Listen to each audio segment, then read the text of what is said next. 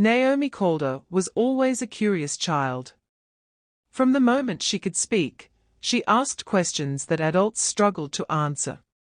She wanted to know how things worked, why people acted the way they did, and how the world fit together. Her father, a patient architect named Robert Calder, always smiled at her endless questions, kneeling beside her to explain things. Her mother, Ruth, a family lawyer who specialized in domestic cases, watched with pride.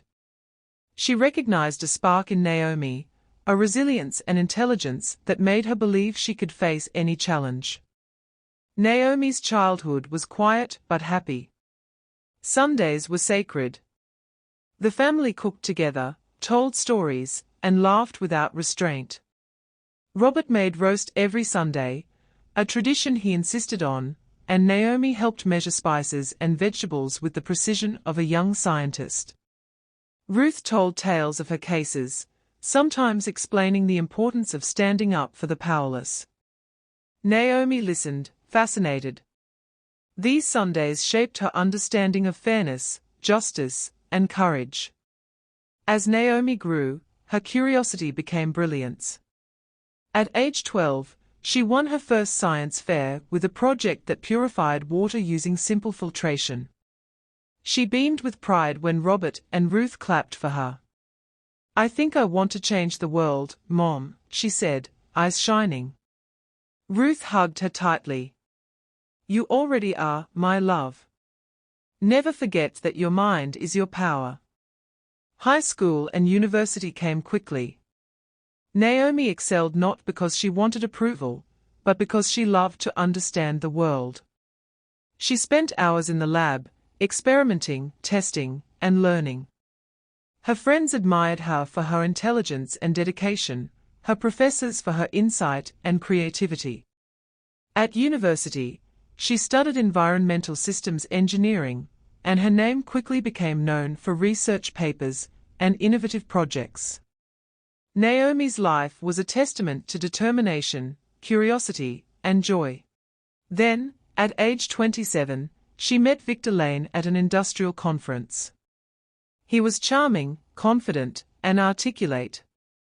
Victor praised her work, listened to her ideas intently, and smiled in a way that made Naomi feel seen. Ruth noticed his carefully polished manners, the way his eyes seemed to study her daughter more than engage in conversation. "I don't like him," Ruth whispered one evening. "He's too smooth, too perfect." But Naomi laughed, insisting, "Mom, you worry too much. He's amazing, I like him." Ruth wanted to trust her daughter's judgment, but a small knot of unease settled in her chest. Victor entered Naomi's life slowly. He asked questions about her work, her routines, and her friends. At first, it seemed like caring. But soon, his questions became subtle control. He would comment on her decisions, interrupt her during conversations, and suggest she avoid certain friends or outings. Naomi, blinded by affection and admiration, dismissed these warnings. She loved him, she told herself. Love sometimes felt like a shield against the world. Over the months, Naomi's independence began to erode. She stopped visiting friends as often. She began choosing what Victor wanted for meals, clothes, and routines. Ruth watched her daughter's bright spark dim slightly, her laughter quieter, her eyes occasionally distant. Ruth wanted to intervene, to warn Naomi, but she also knew her daughter was an adult capable of making choices. Ruth's heart ached, but she held her peace, fearing that direct confrontation might push Naomi away. Victor's mother, Helen Lane, soon appeared in their lives. Helen was elegant, articulate, and commanding, with a sharp gaze that seemed to measure Naomi's worth instantly. Her compliments often carried subtle criticism. "Naomi, dear, this dress is nice, but are you sure it's appropriate for someone in your position?" she would say, her voice sweet yet sharp. Naomi tried to please her, always anxious to earn her approval. Ruth noticed the growing tension, but Naomi insisted, "Mom, she's just protective of her son." I don't feel threatened. By the end of Naomi's 29th year, the subtle manipulations became harder to ignore. Victor's interruptions, criticisms, and subtle commands grew frequent. Naomi started apologizing constantly, even for small things like spilling water or forgetting minor tasks. She questioned herself constantly, wondering if she was too sensitive or inadequate. Ruth saw the changes, the tension in Naomi's shoulders, the slight trembling in her hands, the nervous smile she forced whenever Victor or Helen spoke. Her motherly instinct screamed, but she had to wait for Naomi to ask for help. One evening, Naomi called Ruth, her voice quiet, almost trembling. "Mom, I think I'm making mistakes. I can't tell if I'm wrong or if he's, I don't know, controlling me." Ruth's heart stopped. She stayed silent for a moment, letting Naomi gather herself. "Naomi," she said gently, "you are not wrong. You deserve respect, love, and freedom. If someone makes you feel small, that is not your fault. Trust your instincts." Victor's control over Naomi grew slowly, almost invisibly, until it became the center of her life. It started with small suggestions, which Naomi accepted because they seemed harmless at first. "Maybe don't go to the gym today," he would say softly. "We can spend the evening together."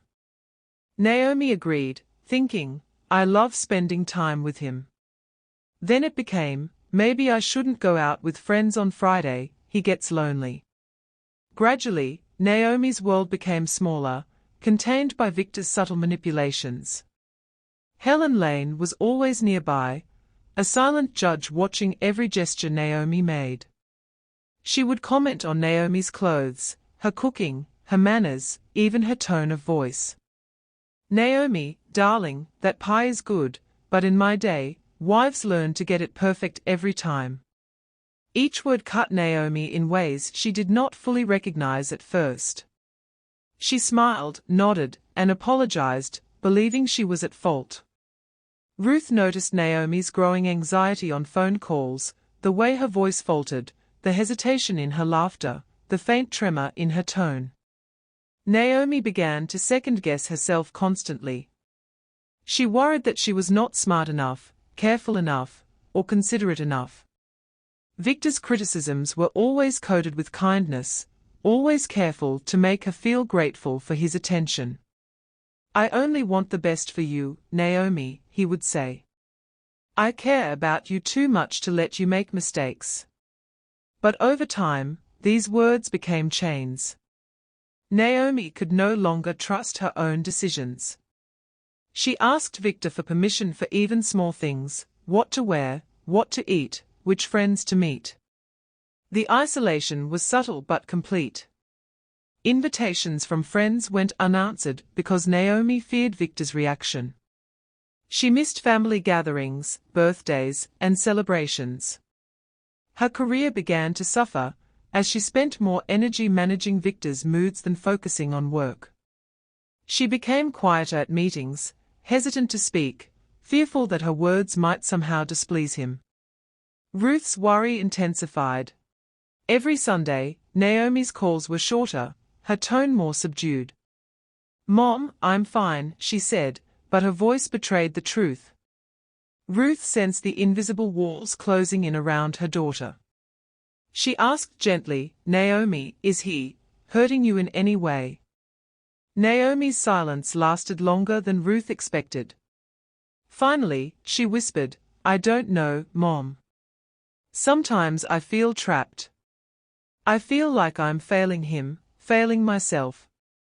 Ruth's instincts screamed at her to act, but she also knew Naomi needed to come forward herself. "You are not failing anyone, my love," Ruth said softly. "You are not alone, and you deserve to feel safe. No one has the right to control you, not ever." Naomi stayed quiet for a while, absorbing the words. But the seeds of awareness had been planted.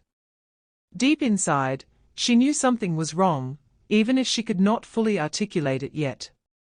Victor escalated further. One evening, Naomi forgot to cook a specific dish the way he liked it. The criticism was subtle but sharp. "You know, in my family, women would never make this mistake," he said, watching her carefully. Naomi felt a cold rush of fear. She tried to explain herself, but his gaze silenced her. She realized then that nothing she did would ever be enough. Every action, every mistake, every small imperfection would be noticed, criticized, and turned against her. Helen's presence worsened everything. She praised Victor openly while undermining Naomi at the same time. "You're lucky, Victor, that Naomi tries so hard. In my day, a woman knew her place."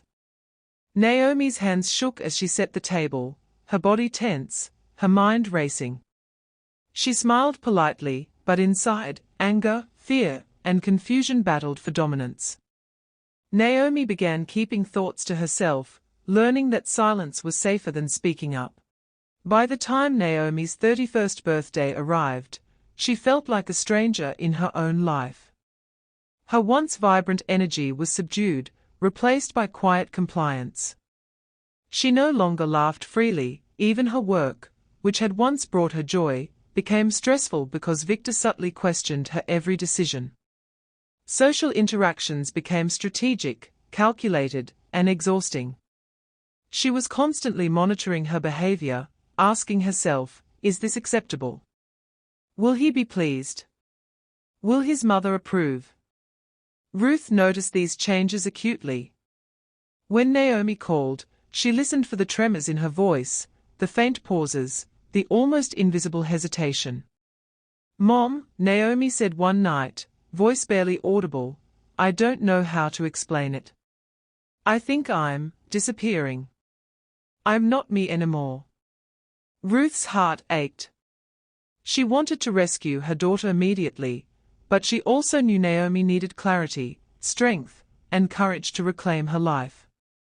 "You are not disappearing, Naomi," Ruth said. "You are still yourself. We will find a way to bring you back." Then came the day that changed everything. Naomi had planned a simple dinner with Ruth, just the two of them, but Victor insisted she invite his mother. Naomi hesitated, her instincts screaming against it, but Victor's voice was calm, persuasive. "Don't worry, Naomi. It will be fine. She just wants to meet you properly." Naomi reluctantly agreed, a pit forming in her stomach. The evening started quietly. Victor smiled, charming as ever. Helen complimented the food while subtly criticizing it. Naomi's hands shook as she served the dishes, trying to hide her fear. Small mistakes, a slightly overcooked biscuit, a drop of water on the table, felt catastrophic. Victor's gaze hardened. The air felt thick, suffocating, and Naomi's body tensed, every muscle ready to respond, though she did not know how. Ruth arrived and immediately sensed the tension. Naomi's posture was stiff, her eyes alert, and her hands moved nervously. Victor's charm evaporated under Ruth's gaze. Helen's applause for control, her satisfaction in subtle domination, made Ruth's blood run cold. Every experience she had as a family lawyer flashed through her mind, the cases, the women, the men, the patterns of abuse. She recognized it immediately. Naomi was in danger, and this was a moment that could define everything. The evening escalated in terrifying silence. Naomi's smallest mistake triggered Victor's anger. Helen clapped. Naomi's hands trembled, tears threatened to spill. Ruth stayed calm, measuring every detail, ready to act. She had seen this before in courtrooms, but now it was personal. She would not allow fear or hesitation to harm her daughter. Ruth prepared to take action, every move deliberate, every word measured, every step planned. The tension in the apartment was unbearable. Naomi's hands trembled as she poured water into Victor's glass, a simple task now heavy with fear. One tiny drop fell onto the tablecloth. Victor's gaze, cold and calculating, locked onto her. The silence that followed felt endless, like the world had stopped breathing. Naomi froze, her heart hammering against her chest. Victor stood suddenly, the calm, charming facade replaced by a predator's glare. "Do you see what you did?" His voice was low, deliberate, almost whispering yet sharp enough to slice the air. Naomi opened her mouth to apologize, but he didn't allow her a word. Then, in the blink of an eye, he struck her. Once. Twice. 3 times. The sound of his hand against her face echoed in the small apartment like gunfire. Naomi's chair tipped, and she fell onto the cold floor, her body trembling, her mind numb. And then came the applause. Helen clapped slowly, deliberately, as if applauding a performance. "That's how she learns," she said, her voice sugary, yet terrifying. Naomi's stomach turned. Her body shook. The room felt impossibly small. Ruth's blood ran cold, but her mind was sharp. She had spent 30 years in courtrooms, watching women suffer at the hands of men like Victor, but now, her daughter, her only child, was the victim. She could not hesitate. She would not hesitate. Ruth reached into her purse calmly, taking out her phone. She pressed record, activated speakerphone, and placed it on the table, looking directly at Victor's eyes. "Repeat what you just did," she said, her voice steady, ice-cold. "Repeat your mother's words. Go ahead. I have all night." Victor's confident, arrogant smile faltered. Naomi watched, a mixture of terror and awe flooding her. Ruth's authority, the quiet certainty in her tone, transformed the room. "I am a lawyer specializing in domestic abuse for over 30 years, Ruth continued. "I have prosecuted hundreds of men like you. You just assaulted my daughter in front of witnesses, and your mother applauded it. That makes her legally responsible as an accomplice. You do not have the right to touch anyone here again." Her words cut through the tension like a blade. Victor's face turned pale. Helen's hands trembled, the applause dying in her throat. Naomi's tears ran freely, silent, hot, desperate. She could not speak, could not move, but she felt the invisible chains around her begin to loosen. Ruth bent down, gently helping Naomi to her feet. "Sure, my love," she whispered. "I am doing the talking now. You stay safe." Naomi leaned into her mother, trembling, and allowed herself to be supported. Then came the sound of sirens. Ruth had called Commander Miller, a trusted friend in the force, knowing he would act swiftly. 3 patrol cars pulled up in record time. 6 officers entered the building, filling the space with authority. Commander Miller walked through the door, scanning the room. His eyes softened when they landed on Naomi, but hardened immediately when they met Victor. "We have caught you in the act," Ruth said, still holding Naomi. 3 blows, direct witness, partial recording, and an accomplice present. Victor was handcuffed, his confident demeanor shattered. Helen was taken into custody as well, her sweet voice now trembling with fear. "This is a family matter," she stammered. "You have no right," Ruth interrupted sharply. "I have every right. You are accomplices to a crime punishable by years in prison. Every action has consequences." For the first time in what felt like years, Naomi felt a sense of relief, safety, and power return to her body. She hugged her mother tightly, crying in waves, releasing years of suppressed fear, pain, and helplessness. "Mom," she whispered finally, voice shaking, "I was ashamed. I didn't know how to tell you." Ruth held her close, stroking her hair. "It ends today, my love. It ends today." After that night, Naomi began her journey toward recovery. The first few days were the hardest. She stayed with Ruth, allowing herself to rest, to cry, to speak openly without judgment.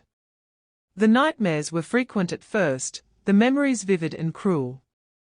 But she began therapy, slowly naming the fear, the anger, and the shame. She learned grounding techniques, focusing on the present, on her breath, on the small things that proved she was alive and safe. Ruth stayed by her side, guiding her, supporting her, never pushing too hard, but always encouraging. Naomi started small, walking outside for a few minutes, talking to friends on the phone, taking control of her meals and her schedule. Every small victory was a declaration: I am alive. I am free. I am in charge of my life. She returned to work gradually. Her colleagues were supportive, sometimes shocked at the extent of her ordeal, but always encouraging. Naomi rebuilt her career with deliberate care, setting boundaries that she would never allow anyone to cross again. Each successful project, each respected decision, was a reminder of her strength. Slowly, Naomi began to speak to other women, sharing her experience, helping them understand control, manipulation, and the slow creep of abuse. Her voice, once silenced by fear, became a weapon of power and hope. Every word she spoke reminded her, and them, that survival is strength, that freedom is precious, and that life after fear is possible. Ruth held her close, stroking her hair. It ends today, my love. It ends today. After that night, Naomi began her journey toward recovery. The first few days were the hardest. She stayed with Ruth, allowing herself to rest, to cry, to speak openly without judgment. The nightmares were frequent at first, the memories vivid and cruel. But she began therapy, slowly naming the fear, the anger, and the shame. She learned grounding techniques, focusing on the present, on her breath, on the small things that proved she was alive and safe. Ruth stayed by her side, guiding her, supporting her, never pushing too hard, but always encouraging. Naomi started small, walking outside for a few minutes, talking to friends on the phone, taking control of her meals and her schedule. Every small victory was a declaration: I am alive. I am free. I am in charge of my life.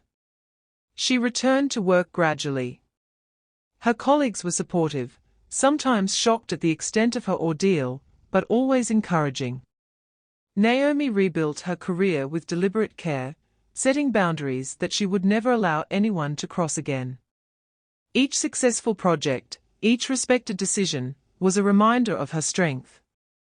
Slowly, Naomi began to speak to other women, sharing her experience, helping them understand control, manipulation, and the slow creep of abuse. Her voice, once silenced by fear, became a weapon of power and hope. Every word she spoke reminded her, and them, that survival is strength, that freedom is precious, and that life after fear is possible. The weeks after the arrest were both terrifying and liberating for Naomi. For the first time in years, she slept without fear of someone barging in, without the tension of invisible chains pressing on her chest. But the mind does not release trauma easily. Some nights, she woke drenched in sweat, heart hammering, reliving every detail of Victor's cold smile, the slap of his hand, Helen's approving applause. She would sit up in bed, trembling, and whisper to herself, I am safe now. I am safe. Ruth stayed close. She made sure Naomi ate, rested, and took small walks outside, even when Naomi protested. I'm fine, Mom. I don't need help, Naomi said, trying to reclaim her independence immediately. Ruth smiled softly. I know, my love. But sometimes independence is built step by step, not all at once. Naomi nodded, realizing that healing was not about rushing, but about trusting herself again. Naomi's apartment became her sanctuary. She decorated it with soft lights, books she loved, and plants that needed her care. Each morning, she poured herself coffee exactly the way she liked, feeling a quiet joy in small choices. Every task she completed without fear, even washing the dishes, became a small victory. The apartment became a reflection of her control, her choices, her freedom. Returning to work was difficult. Naomi's colleagues welcomed her back with warmth, yet Naomi sometimes felt their pity, their worry, even when unspoken. She had to remind herself, she was not weak, she was strong. Every project she led, every report she completed, became proof that she could still excel. Slowly, confidence returned. She spoke more in meetings, asserted her ideas, and refused to let anyone interrupt her or belittle her intelligence. The Naomi who doubted herself under Victor's gaze was gone. This Naomi was deliberate, calm, and fearless. But trauma does not leave quietly. Naomi began therapy, a slow and steady process. She learned grounding exercises, breathing techniques, and ways to process memories without being consumed by them. Sometimes, she cried for hours, releasing fear that had built up over years. Other times, she laughed, the sound raw but liberating, as if reclaiming pieces of herself she had forgotten. Naomi also began to reconnect with friends. The first attempts were awkward. She had avoided social interactions for months, fearing judgment or misunderstanding. But as she shared her story with those she trusted, relief washed over her. Friends came with gentle smiles, open ears, and no expectations. Naomi laughed again, shared meals, and realized that she could choose people who valued her freedom rather than restricted it. One day, while walking in a small bookstore, she met Daniel. He was quiet, patient, and observant, someone who did not demand attention, but noticed details others ignored. They started talking about books, then work, and slowly Naomi began trusting him. He never pressed her, never questioned her decisions, never commented on her past. For the first time, she realized that love could be gentle, kind, and safe. She did not need to apologize for herself or shrink to fit someone else's expectations. At home, Ruth remained her anchor. They spent afternoons together, drinking tea, sharing stories, and laughing like they had not in years. Naomi opened up about fears she had not shared before, the moments she had doubted herself, the shame she had carried, the nights she had felt small and powerless. Ruth listened without interruption, without judgment, offering only quiet understanding and love. Naomi learned that speaking her truth was powerful, that her voice mattered. The legal aftermath continued. Victor was convicted, his threats nullified by thorough documentation and witness statements. Helen faced consequences as well. Naomi felt relief, not revenge. The law had acknowledged her suffering, but the true victory was in reclaiming her own life. She no longer feared manipulation, no longer doubted her instincts, and no longer allowed others to dictate her worth. Slowly, Naomi reclaimed hobbies she had abandoned. She returned to painting, a hobby she loved as a teenager. She took long runs in the park, feeling the wind against her face and the freedom in her body. She attended museum exhibits, read books she had postponed, and traveled to nearby cities. Each step was deliberate, a declaration of independence. Naomi realized that happiness was not something to wait for, it was something she could create, moment by moment, choice by choice. Naomi also began mentoring other women. She spoke about recognizing controlling behavior, understanding subtle manipulation, and rebuilding independence. Her story became a beacon for those trapped in fear. Every woman she helped reminded Naomi that survival is strength, and freedom is worth fighting for. She spoke at conferences, held small workshops, and shared her experience in safe circles. Each time she did, she felt pieces of herself solidify, her courage, her wisdom, and her self-respect. Years passed. Naomi thrived in her career and life. She built meaningful friendships, pursued passions without fear, and embraced love carefully, fully, and safely. The occasional memory of Victor's manipulation no longer controlled her. When they surfaced, she faced them with tools she had learned: grounding, therapy, and Ruth's unwavering support. She was free, independent, and strong. And sometimes, Naomi and Ruth would sit together on the porch, tea in hand, laughing at small stories from the past. Naomi would look at the sunlight dancing on the leaves, take a deep breath, and feel a calm she had not known in years. "Mom," she said softly one afternoon, "I almost forgot what it feels like to breathe freely." Ruth squeezed her hand. "You've earned it, Naomi. You've earned every moment of this freedom." Naomi smiled, feeling the truth of it deep inside. Her past no longer defined her, she defined her future. She had survived, she had healed, and she was finally living fully again. Naomi's life continued to grow in ways she had never imagined possible. The first months after returning to independence were hard, filled with small victories and quiet triumphs. But soon, she began to realize something profound.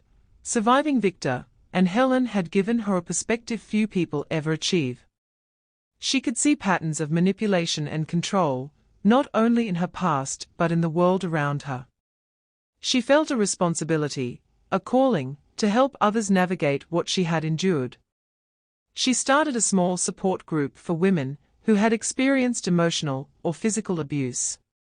At first, only a handful of women came, timid, nervous, and full of fear.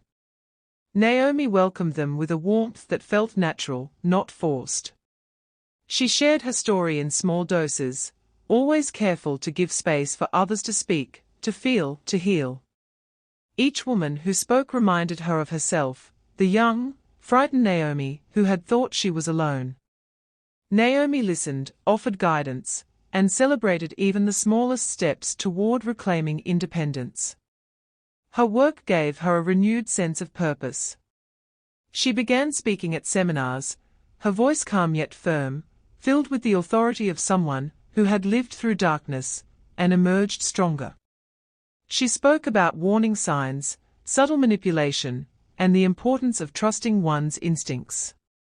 She shared practical tools: how to document abuse, how to set boundaries, how to seek help safely.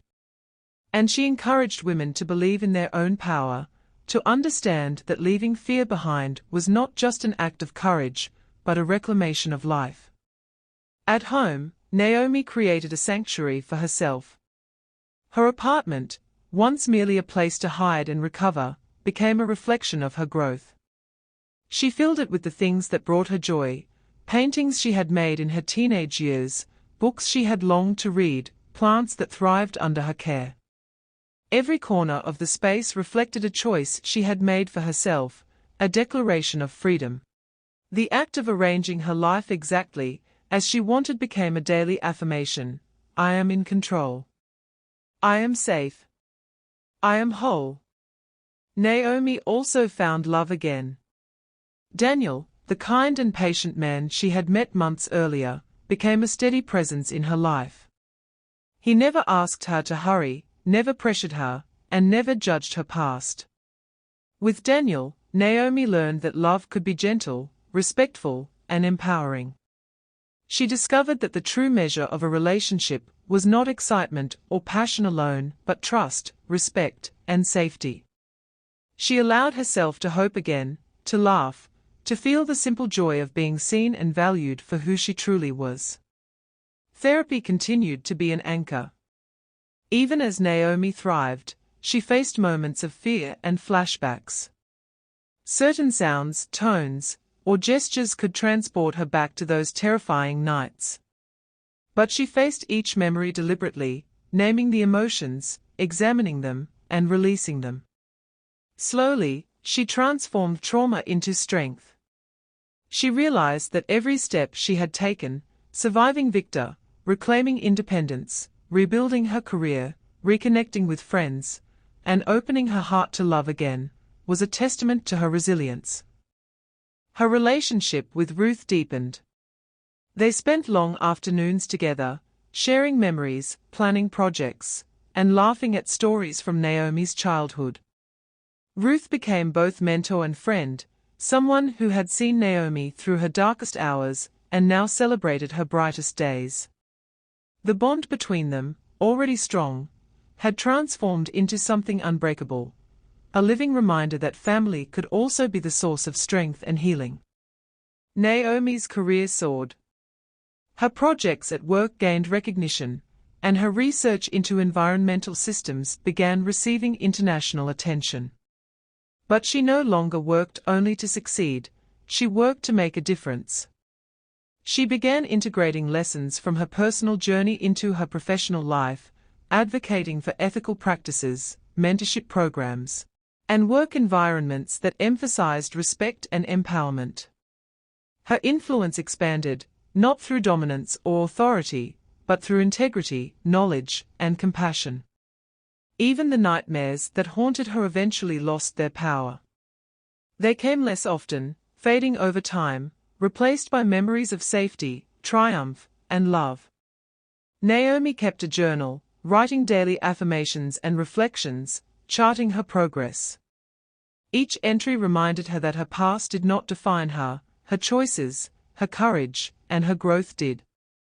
She celebrated milestones: her first solo vacation, her first lecture to an audience of hundreds, her first painting completed without interruption or self-doubt.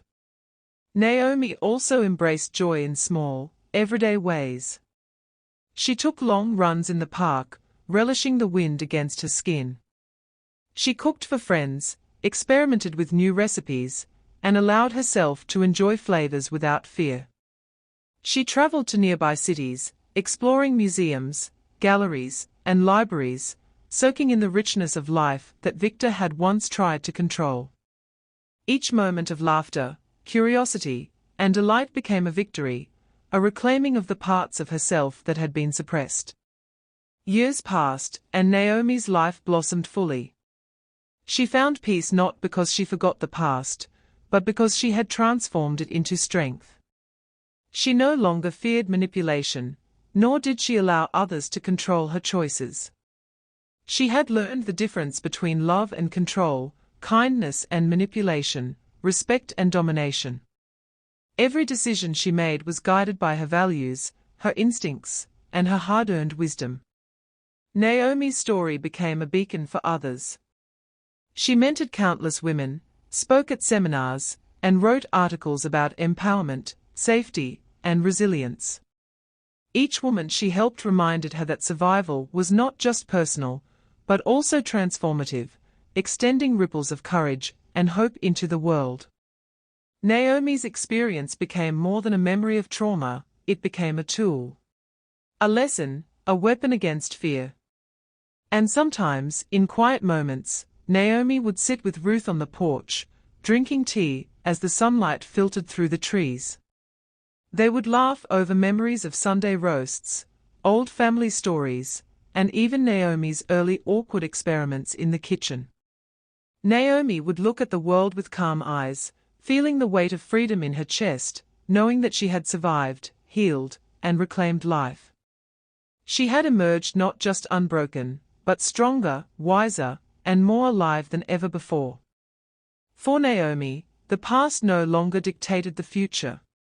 Each day became a celebration of choice, love, and freedom.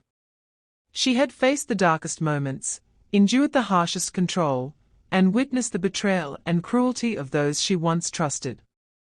And yet, she had emerged victorious.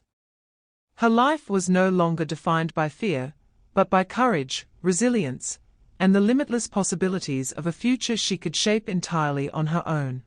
Time moved differently now. For Naomi, every day was deliberate, chosen, and lived with awareness. She no longer carried the weight of fear, or the shadows of Victor and Helen.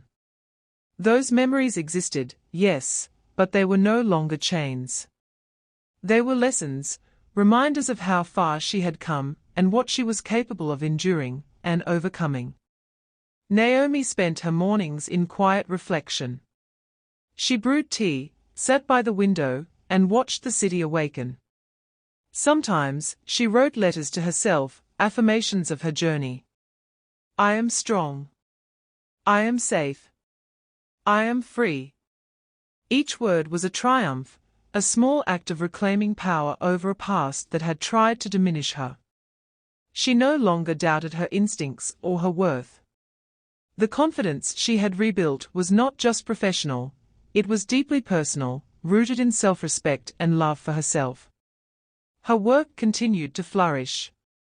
Naomi led projects that mattered to her, mentoring young scientists, advocating for ethical practices, and integrating her life lessons into her professional environment. She insisted on spaces where people could thrive without fear, spaces where respect and integrity were as essential as skill and intelligence. Naomi's influence extended quietly but firmly, touching lives and creating change without the need for recognition or applause. The evenings were reserved for connection. Naomi and Ruth shared long dinners, talking about everything and nothing, laughing like they had not in years. Their bond, forged through love and shared struggle, had deepened into a profound, unbreakable trust. Ruth often reminded Naomi of the strength she had always carried, even when she had doubted it herself. You were strong even before the storm, my love, Ruth would say. The storm only proved it to the world. Naomi smiled, understanding fully now what her mother meant. Daniel became an integral part of her life, patient and kind, a partner who valued her freedom and respected her past. With him, Naomi discovered the gentle power of love that nurtures rather than confines. They traveled together, explored the outdoors, and built a life filled with mutual respect and joy. Naomi no longer feared attachment, because she had learned that the right people bring safety, not chains. Naomi also devoted herself to helping others. She expanded her support group, speaking at conferences and workshops about recognizing abuse, rebuilding life, and claiming independence. Her words resonated, her experience tangible. She offered practical advice, shared tools for empowerment, and inspired women to trust their instincts and reclaim their lives. Each woman she helped reminded her of her own journey, creating a ripple of courage and hope far beyond her own life. She returned to hobbies that brought her peace. Painting became a ritual, her canvases reflecting not just beauty but strength. Running in the park, she felt her body move freely, each stride a declaration of independence.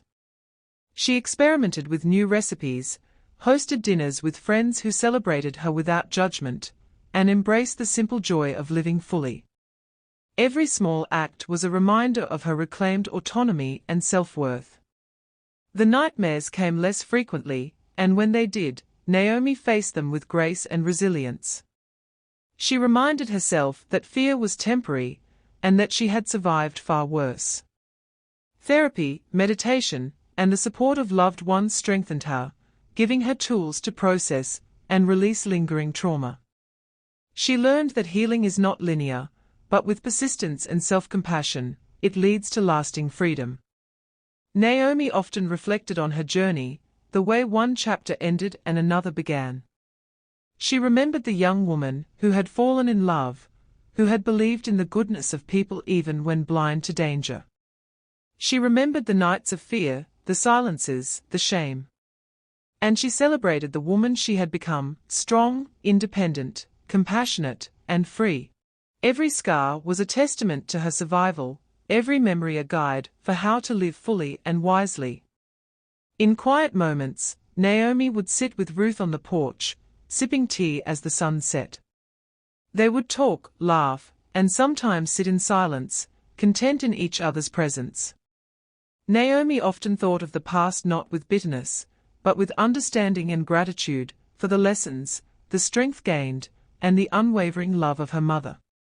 She had faced the darkest moments and emerged not only unbroken, but transformed. Naomi's life was no longer dictated by fear or control. Every decision, every step, every moment was hers to claim. She had rebuilt her career, her independence, her friendships, and her sense of self. She had learned that true empowerment comes not from revenge or dominance, but from reclaiming life on one's own terms. She was free in every sense, emotionally, physically, mentally, and she knew it. And so, Naomi lived fully. She laughed without hesitation, loved without fear, and moved through life with the quiet confidence of someone who had faced the worst and emerged victorious. Her story became a beacon, a testament to the power of survival, healing, and self-determination. Naomi had reclaimed her life, not just for herself, but for every woman who might one day follow in her footsteps, learning that freedom, strength, and peace are not only possible, they are the birthright of anyone brave enough to claim them. Naomi's journey ended not with a grand finale, but with the simple, profound truth that she was alive, whole, and free. And that, she knew, was everything.